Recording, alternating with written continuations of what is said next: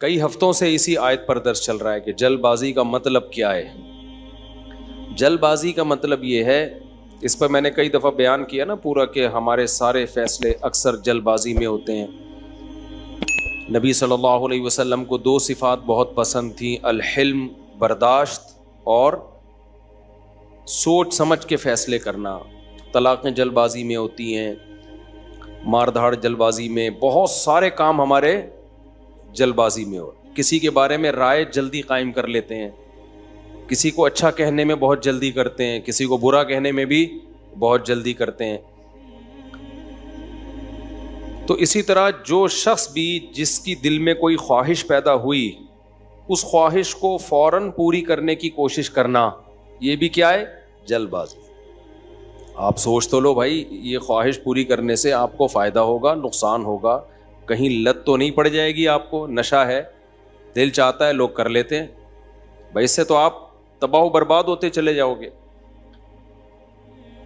تو جو خواہشات کا غلام ہوتا ہے وہ جلد باز ہوتا ہے، اور جو مستقبل سامنے رکھ کے زندگی گزارتے ہیں ان کی طبیعت میں جلد بازی نہیں ہوتی، ہمیشہ وہ کامیاب ہوتے ہیں.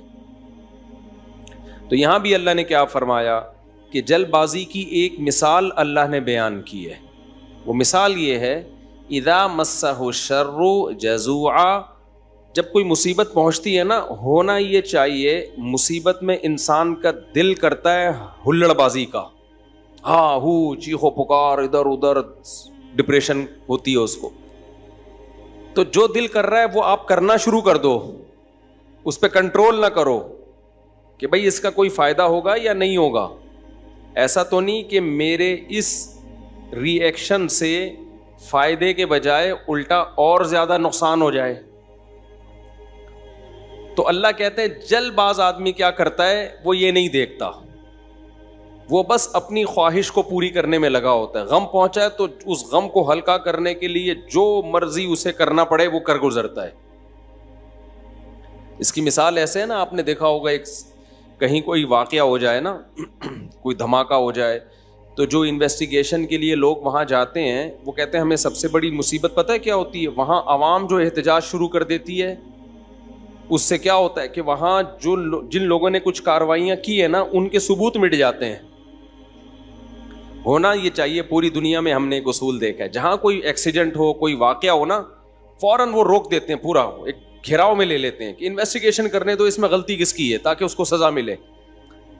ہمارے یہاں کیا ہوتا ہے کہ پتہ ہی نہیں چلتا کہ غلطی کس کی ہے. اتنا کراؤڈ اکٹھا ہو جاتا ہے، اتنی عوام دائیں بائیں آگے پیچھے، جس کو پکڑ کے پبلک کوٹنا شروع کر دے تو بس وہی مجرم ہے. یعنی جس کو پہلے تھپڑ لگ گیا نا، سمجھو وہ کیا ہے، بس اسی نے کیا ہے. بہت کچھ الٹا پلٹا ہو جاتا ہے. تو وجہ کیا ہے بھائی؟ اپنے احتجاج فوراً کر لینا کسی بھی چیز پہ، سوچے سمجھے بغیر الزام ڈال دینا کسی کے اوپر. کئی سال پرانی بات ہے، کیس ہمارے سامنے آیا کہ ایک لڑکی کے نمبر پہ کہیں کوئی مس کال آ گئی. یہ گاؤں میں واقعہ ہوا تھا. اب غیرت مند بھائی تھا، اس نے دیکھا یہ کون ہے، دیکھا کسی لڑکے کا فون ہے. پہلے سے اس لڑکی کے بارے میں کسی نے اس کا دماغ، بہن کے بارے میں دماغ بھرا ہوا تھا، ہوتے اس نے کیا کیا، اس کو گولی مار دی.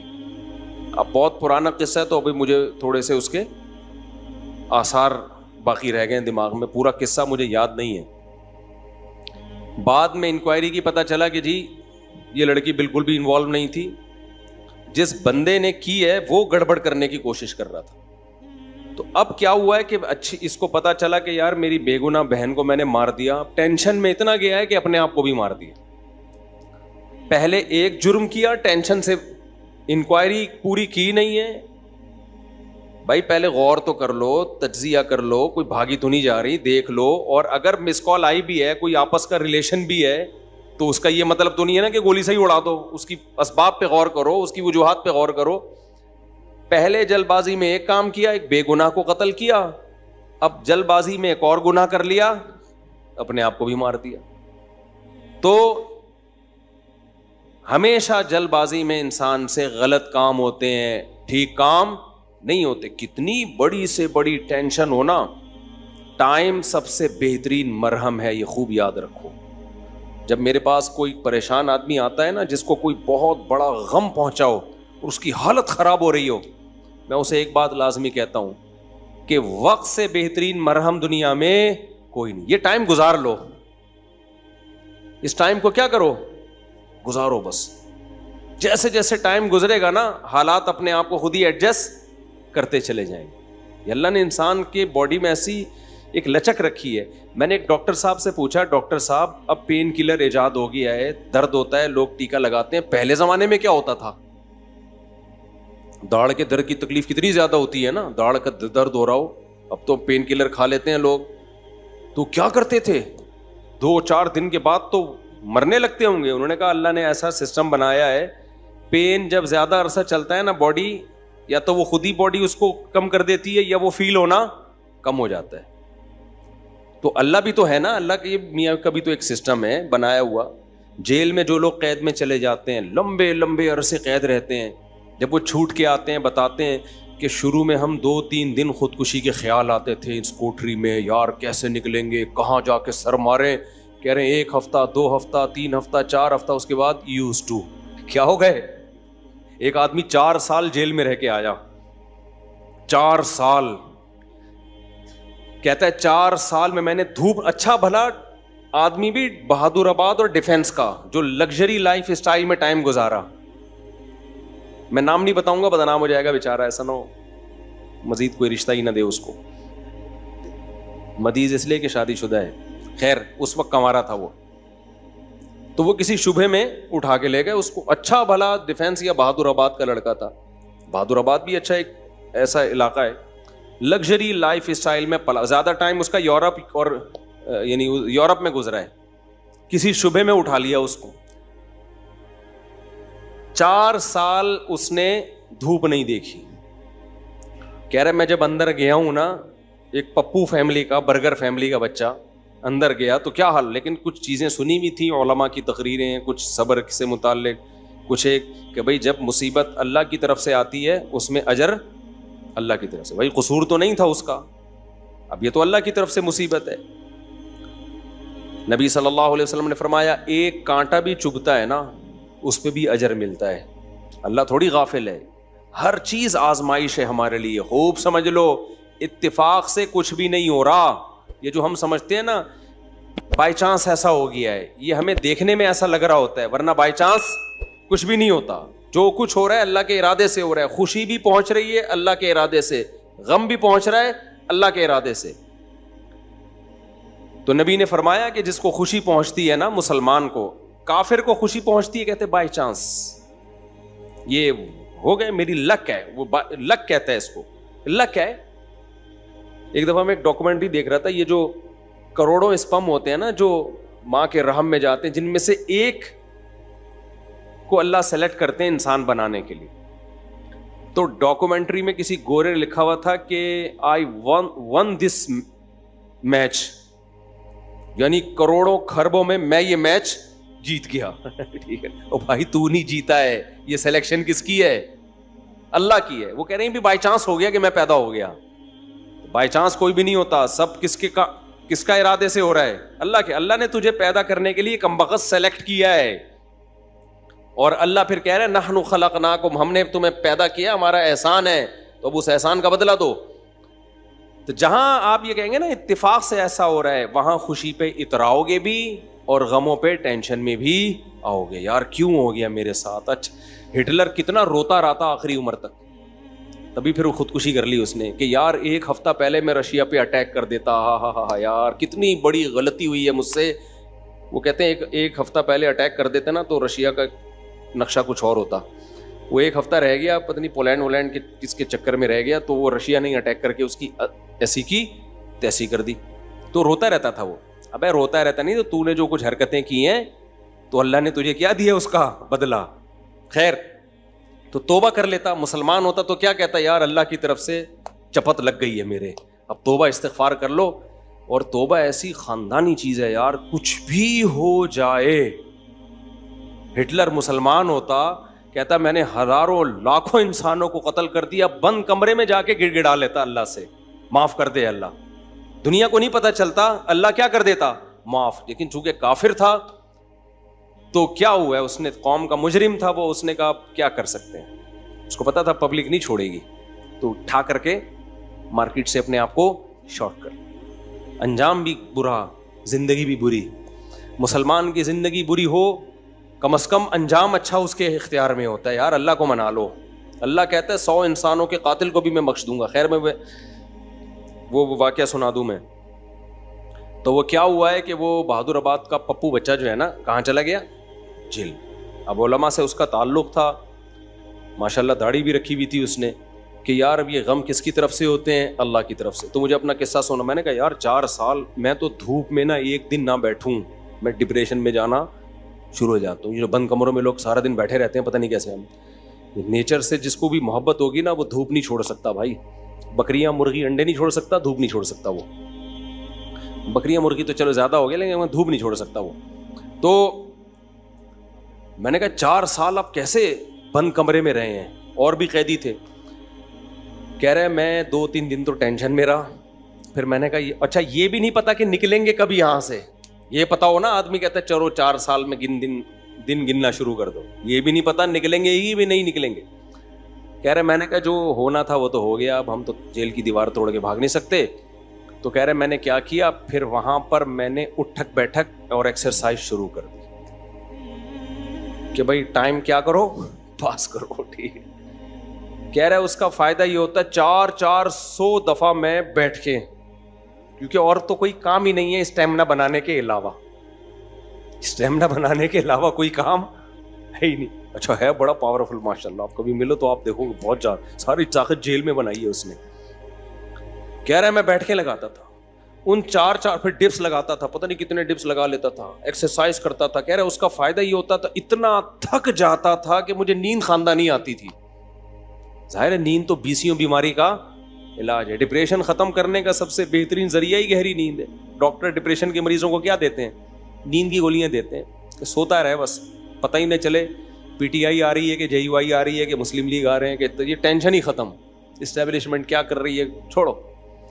تو کہہ رہے ہیں میرے ساتھ جو قیدی تھے نا وہ بہت سے اس میں پاگل ہو گئے, کیونکہ بیٹھے رہتے تھے, سوچتے رہتے تھے ہر وقت دماغ میں نا کیا یہاں سے نکلیں کیسے. حالانکہ بہت سے جرم کر کے آئے ہوئے تھے, ٹھیک ہے, ان کا تو بنتا تھا. تو کہہ رہے 4 سال کے بعد رہائی کا فیصلہ ہوا. کہہ رہے ہیں جب باہر نکلے تو پھر دنیا جنت لگی. پھر اب اس نے 4 شادیاں استغفر اللہ کی ہیں. تو خیر کی ہیں, واقعی 4 کی ہیں. کہہ رہے اس سے مجھے پاور کیا ملی. کہہ رہے ہم تو مجرم تھے نہیں, ہم جب باہر آئے نا ہم نے کہا اچھا یہ ہوتا ہے, ٹوٹل سزا کیا ہے, کچھ بھی کر لو یہ ہے. تو کہہ رہے میرے اندر اتنا اسٹیمنا پیدا ہو گیا دنیا میں کچھ کر گزرنے کا. آپ کو پتہ ہے جیل ہمارے مجرم بناتے ہیں, جیل میں جا کے نا اسٹیمنا بڑھ جاتا ہے مجرم کا, سمجھ رہے ہو. ایک تو اس کو یہ پتا ہوتا ہے آئندہ اس طرح سے کام کرو گے تو پکڑے نہیں جاؤ گے, اس طرح سے کیا تھا تو پکڑا گیا تھا نا, اب یہ والی غلطی نہیں کرنی. تو اس لیے شریعت میں جیل کی سزا نہیں ہے, شریعت میں ہے کہ اسی وقت نمٹا دو. چوری کی ہاتھ کاٹو, چلو بھائی نکل پتلی گلی سے, شاباش. ہم کیا کرتے ہیں چوری کی جیل, تو کہتا ہے یار اس دن وہ CCTV کیمرہ دیکھنا بھول گیا تھا میں, آئندہ تھوڑا خیال کروں گا. پھر وہاں سارے چور ہی بیٹھے ہوتے ہیں, کوئی نیک آدمی تو آیا نہیں ہوتا جیل میں. تو چور آپس میں ان کی کیا ڈسکشن ہوگی, وہ تہجد کی باتیں تھوڑی کریں گے.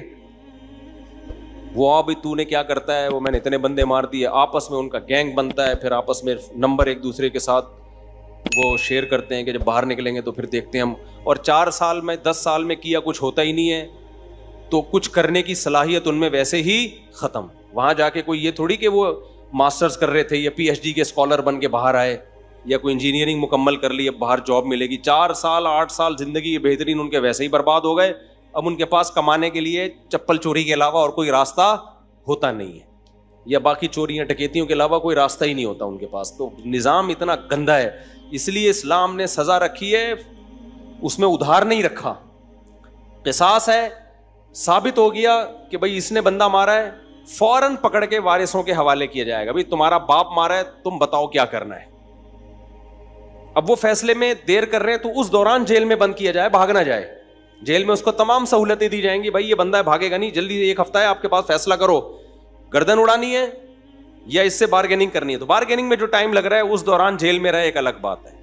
ایک آدھ ہفتہ سعودی عرب میں ایسا ہی ہوتا تھا, آپ کا پتہ نہیں کیا ہو رہا ہے, قصاص اب ایک ہفتہ, اس کے بعد سر قلم کرنا ہے, چلو بھائی اڑا دو سر اس کا, سر نہیں قلم کرنا, پیسے لے کے چھوڑنا ہے, پیسے لے بھائی, اور جو بھی رہن کے طور پر اس کی پراپرٹی رکھوائی, چل بھائی نکل, ختم. ہماری عدالتوں پہ بوجھ کتنا ہے دیکھو, 20-20 سال پرانی فائلیں جج کے پاس پڑی ہوئی ہوتی ہیں. اسلام میں قصاص ہے. دانت توڑ دیے, ٹائم نہیں ہے بھائی, کون سا والا دانت توڑا, یہ والا, اب بتا دانت توڑنا ہے اس کا. دیکھو نبی صلی اللہ علیہ وسلم کی خدمت میں کتنا زبردست واقعہ ہے. حدیث میں آتا ہے حضرت انس رضی اللہ تعالی عنہ کی جو پھپھی تھی نا, کس کی؟ حضرت انس ابن مالک کی پھپھی. حضرت انس نبی کے خادم تھے. ان پھپھی نے اپنی باندی کو مکہ مارا یا تھپڑ مارا تو وہ باندی کا دانت ٹوٹ گیا. جو لونڈی تھی نا باندی, اس کا دانت ٹوٹ گیا. صحیح ہے نا. تو نبی کے پاس کیس آیا تو آپ نے فرمایا اللہ کی کتاب کے مطابق فیصلہ کروں گا. تو کتاب اللہ تو یہی کہتی ہے دانت کے بدلے دانت. تو اب بڑے مسئلہ ہو گیا کہ بھائی یہ تو اتنے خاندانی لوگ ہیں اور باندی یہ تو لونڈی ہے, لونڈی کا دانت ٹوٹ گیا, ملازم کو تھپڑ مارا, دانت ٹوٹ گیا, تو اب سیٹھ صاحب کا بھی دانت توڑا جائے کیا؟ گوروں کے ایسا کوئی قانون نہیں ہے. اسلام میں کہ بھائی دونوں انسان ہیں تو دونوں کے دانت کی سیم ویلیو ہے. تو نبی نے فیصلہ کیا دانت کے بدلے دانت توڑا جائے گا. یہ بھی نہیں دیکھا کہ انس بن مالک میرے شاگرد ہیں, 10 سال میری خدمت کی ہے, تو اتنی خدمت گزار ہیں تو ان کی پھپھی کے ساتھ میں رعایت کروں. فرمایا نہیں, میں فیصلہ کروں گا کتاب اللہ کے مطابق. تو کتاب اللہ میں کیا تھا؟ دانت. اچھا باندی کو یہ توقع نہیں تھی کہ میری جو مولا ہے, آقا ہے, اس کے دانت توڑے جائیں گے. ان لوگوں کو یہ توقع نہیں تھی. تو جب نبی نے فیصلہ کیا نا تو پھر انہوں نے پھر معاف کر دیا کہ بھائی, انہوں نے کہا کہ یہ تو ہماری مولا ہے, مالکن ہے, میں اس کا دانت کیسے توڑ سکتی ہوں. تو پھر انہوں نے خود ہی معاف کر دیا. تو پھر نبی نے, کیونکہ اس کو حق ہے, تو کیس 2 منٹ میں کیا ہو گیا؟ ختم. اگر انگریز کی حکومت ہوتی یا ہماری پاکستانی حکومت ہوتی, اب تک چل رہا ہوتا وہ کیس.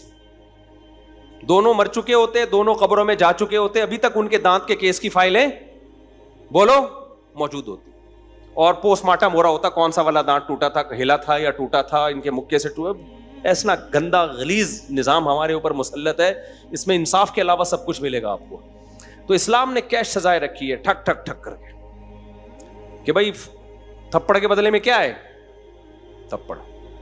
تو قصاص کا نظام رکھا ہوا ہے اللہ میاں نے بڑا زبردست. وَكَتَبْنَا عَلَيْهِمْ فِيهَا أَنَّ النَّفْسَ بِالنَّفْسِ وَالْعَيْنَ بِالْعَيْنِ وَالْأَنْفَ بِالْأَنْفِ وَالْأُذُنَ بِالْأُذُنِ وَالسِّنَّ بِالسِّنِّ وَالْجُرُوحَ قِصَاص. کیا زبردست آیت ہے. اللہ فرماتے ہیں ہم نے لکھ دیا ہے آنکھ کے بدلے آنکھ. کسی نے تمہاری آنکھ پھوڑی ہے, تم کورٹ میں جاؤ گے, جی اس نے آنکھ پھوڑی ہے, یہ ثابت کرو گے, دلائل سے ثابت کر دیا, کورٹ کہے گی تو بھی پھوڑ دے اس کی یہ والی آنکھ. البتہ یہ کام ڈاکٹر سے لیا جائے گا, ویسا نہ ہو پھوڑنے پھاڑنے میں کچھ اور ہی نہ پھوڑ پھاڑ دے, اتنا لمبا چھرا مارے کہ پیچھے سے ہی نکال دے. تو اس میں ماہرین سے مدد تو لی جائے گی, لیکن یہ ہوگا بھائی آنکھ ضائع کی ہے تو تمہاری بھی آنکھ ضائع کی جائے گی. دانت توڑا ہے, سن بسنی, دانت کے بدلے دانت. سمجھ رہے ہو؟ تو یہ پوری قرآن نے ڈیٹیل بیان کی ہے. یہ ہوتا ہے انصاف. اٹ از کالڈ انصاف. اس میں جس نے جرم کیا شراب پی کے آیا تھا یا بغیر شراب کے کیا ہے, اس سے کوئی فرق نہیں پڑتا. یورپ امریکہ میں ہوتا ہے پی کے آپ نے دانت توڑ دیا تو کہتے ہیں سزا ہلکی ہے, کیونکہ آپ پیے ہوئے تھے, آپ کو ایکچولی پتہ نہیں تھا کہ میں کیا کر رہا ہوں. اسلام کہتا ہے پینا یہ آپ کا ہیڈ ایک ہے, جو جرم پینے کے بعد ہوگا آپ کو اس کی پوری پوری سزا ملے گی. تبھی اسلام میں احناف کا یہ موقف ہے کہ شراب پی کے طلاق دے دی تو ہو جائے گی. آپ یہ نہیں کہہ سکتے کہ میں نشے میں تھا, ہو جائے گی طلاق. کسی حدیث سے نہیں ہمیں پتہ چلتا کہ نشے میں طلاق واقع نہیں ہوتی, خوب سمجھ لو. تو اگر شراب کسی نے خود پی ہے تو وہ اس کا ایسا نہیں ہے کہ اپنے تصرفات اس کے کالعدم ہوں گے, تو بندہ مارے گا. شراب پی کے بندہ قتل کر دیا نا تو شرابی سے قصاص لیا جائے گا. حالانکہ قصاص تو ایسی چیز ہے جو شبہے سے بھی ساقط ہو جاتی ہے. سمجھ رہے ہو؟ دیکھو ایک مثال دیتا ہوں. آپ نے ڈنڈا گھمایا, کسی کے سر پھوڑ دیا, وہ مر گیا, تو قصاص نہیں ہے, آپ کو قتل نہیں کیا جائے گا, دیت دی جائے گی.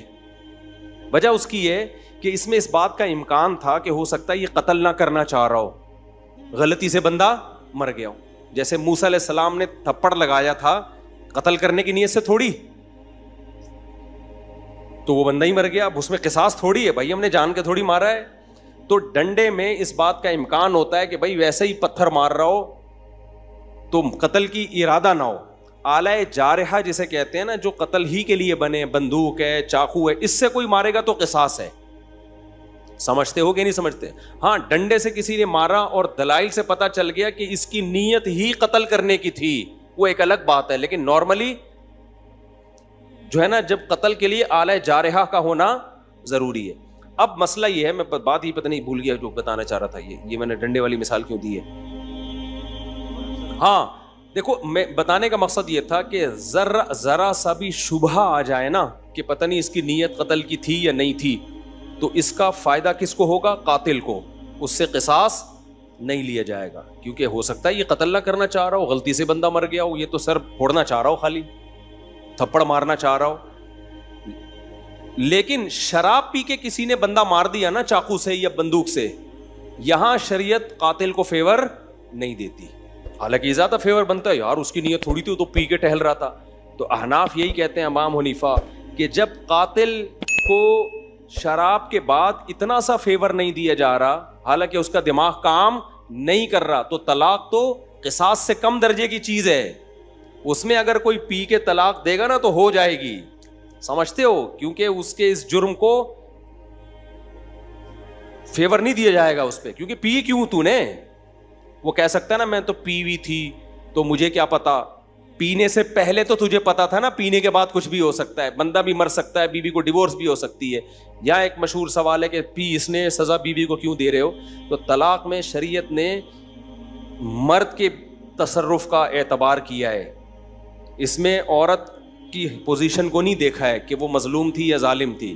مرد کی, کیونکہ طلاق کہتے ہیں مرد کی ملکیت سے چیز کا نکلنا, اس میں شریعت نے یہ سمجھا ہے نقصان مرد کا زیادہ ہو رہا ہے. سمجھتے ہو کہ نہیں سمجھتے ہو؟ تو اب یہاں پر بھی یہی ہے کہ اگر کوئی بلا وجہ بیوی کو طلاق دے دے تو بھی تو عورت کا کیا قصور ہے, لیکن پھر بھی ہو جائے گی. تو ہم کہتے ہیں شراب پی کے دے رہا ہے تو بطریقہ اولا ہوگی. تو آج کل بہت زیادہ ہو رہا ہے, اور پھر لوگ فتوے دائیں بائیں سے لے آتے ہیں کہ جی وہ فلاں نے, سعودیہ کے مفتی نے فتویٰ دیا ہے طلاق نہیں ہوئی چونکہ پی ہوئی تھی, فلاں نے فتویٰ دیا. آج کیا ہوا ہے, ایک آدمی نے کھڑے کھڑے بیوی کو 6 طلاقیں دی ہیں. سب نے یہاں کے مدارس نے فتویٰ دیا, طلاقیں ہو گئی ہیں. سعودیہ کے کسی مفتی سے لائیو ویڈیو کال پہ بات کی, اس مفتی نے بولا کہ میں کسی فقہ شقہ کو نہیں مانتا, کوئی طلاق نہیں ہے. تو میں نے کہا یہی اس کے جاہل ہونے کی دلیل ہے کہ 1400 سال سے جو اسلامی قانون مرتب ہوا آ رہا ہے, اس جاہل آدمی کو وہ پتہ نہیں ہے, اور یہ اٹھ کے آیا ہے اسلام سکھانے کے لیے. تو یہ جو کہتے ہیں نا فقہ شقہ نہیں مانتا, اس کا مطلب ہوتا ہے سارے گھاس کھا رہے تھے, ہم اکیلے آئے ہیں دنیا میں جو اب قرآن و سنت کو ہم نے سمجھا ہے. خیر, تو کہاں سے کہاں بات چلی گئی, بہت اسپیڈ مار رہا ہوں آج میں. ہاں, بہادر آباد سے پھر وہ جیل سے نکلے. ہاں, تو یہ میں عرض کر رہا تھا کہ اسلام کا نظام کتنا بہتر ہے یار. زنا کیا ہے 100 کوڑے مارو, چھوڑ دو بس اس کو, پھر ملامت نہ کرو اس کو. شادی شدہ نے زنا کیا, رجم کرو, قصہ ختم, چلو بھائی.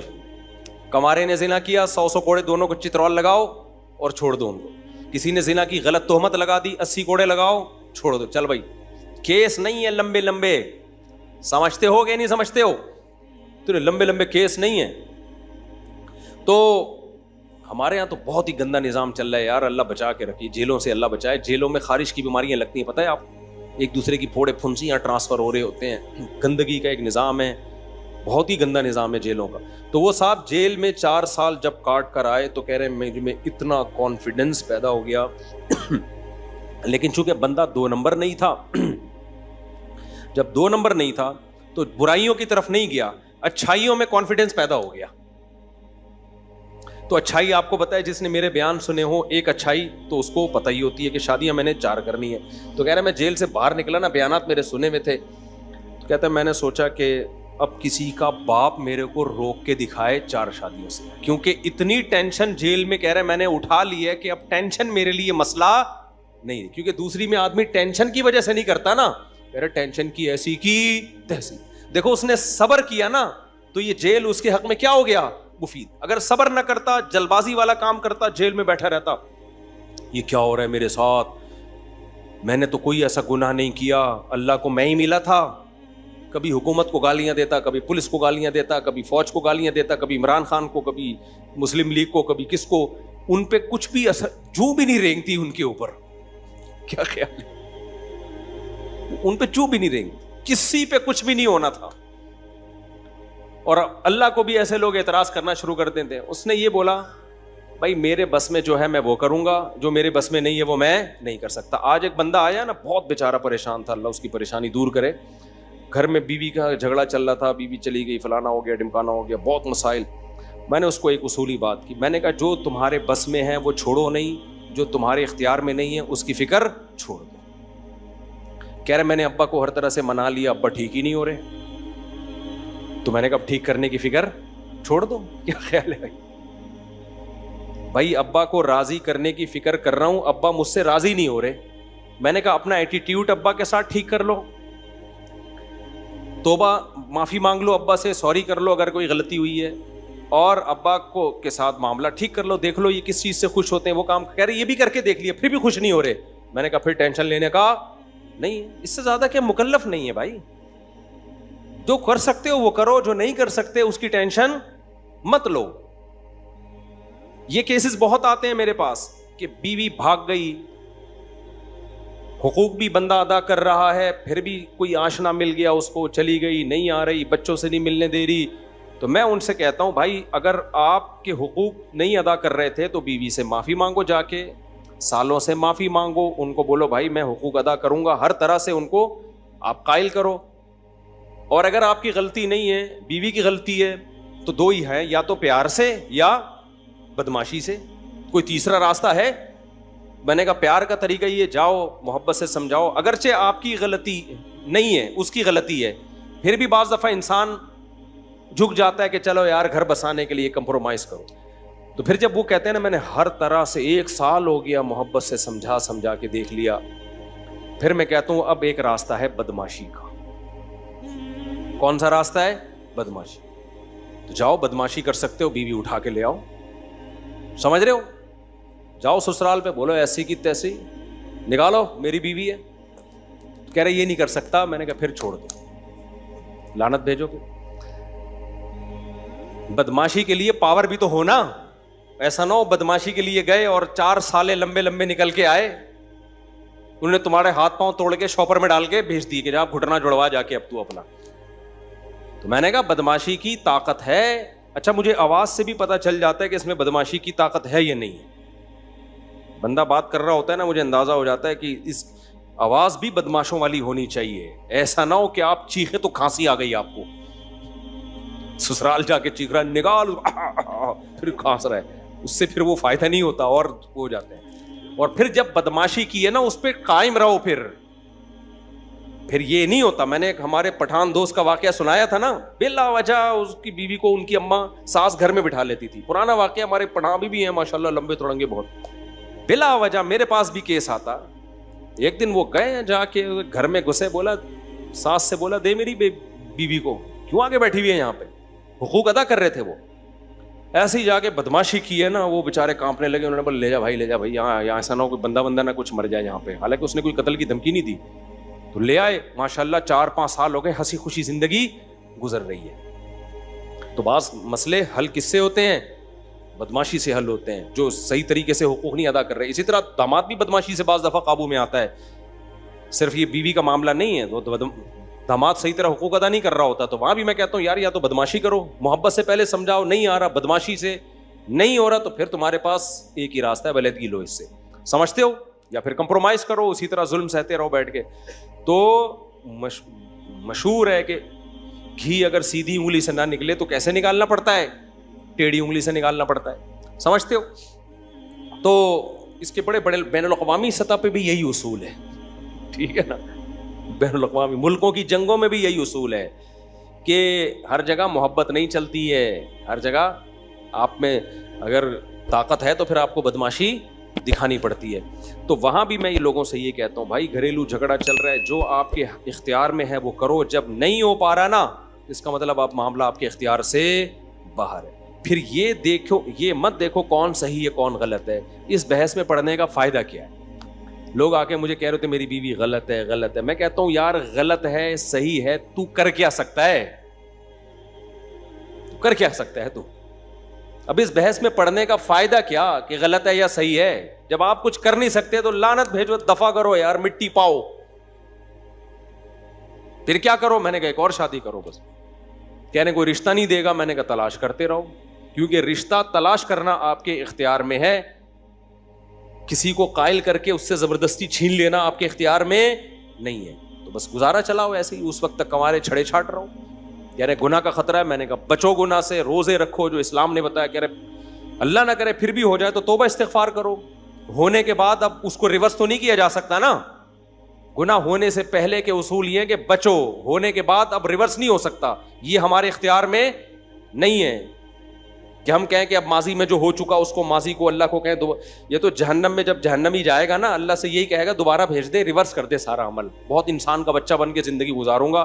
اللہ کیا کہتے ہیں؟ پاسٹ کبھی ریورس نہیں ہوتا، ماضی کبھی تبدیل نہیں ہوتا، تو جو گناہ ہو گیا وہ ہو گیا، اب اس پہ کہ دوبارہ جا کے بچوں میں نہیں ہو سکتا۔